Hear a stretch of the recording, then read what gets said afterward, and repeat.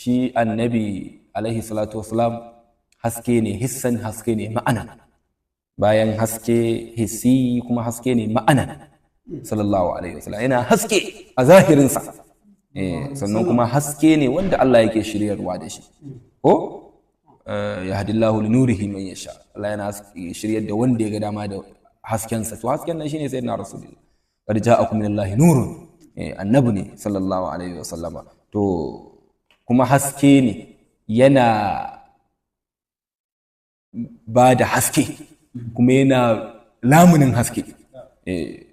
Nana Aisha Allah ya dare ita, taran allurar ta taɓata ko a cikin ɗaki aka ce sayyidina rasulullahi ya shigo, kawai sai ta ganta saboda hasken jikin manzon Allah.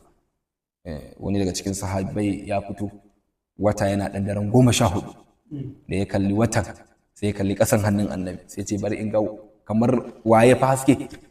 Ya ce sai naga kamar hasken watan yana zuƙar haske ne daga hasken ƙasan da yake hannun manzon Allah sallallahu alaihi wasallam. Bayan haka akwai Hussein bin Hudayr, lokacin da ya zo wajen manzon Allah sallallahu alaihi wasallama su biyu, bayan ya zo zai tafi, ga dare yayi, ga damuna, ga kuzazzau, ba hanya. Ce ya Rasulullahi, ga shi dare yayi kuma ba abin da zan gani hanya da shi,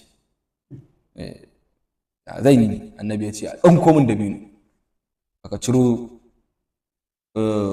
zangariyar dabino, icen dabino. Annabi ya ce karbi, je ka. Yana riƙewa sai ta zama fitila. Sallallahu alaihi wasallam.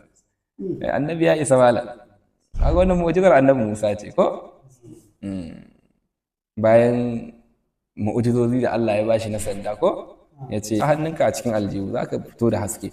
Shi limanar yi kaza akai, shi kuma annabi shi yake ba da hasken sallallahu alaihi wasallam. Ai shi da tsara wallahi. Lam yusawu ka fi'ulaka wa qad hala sana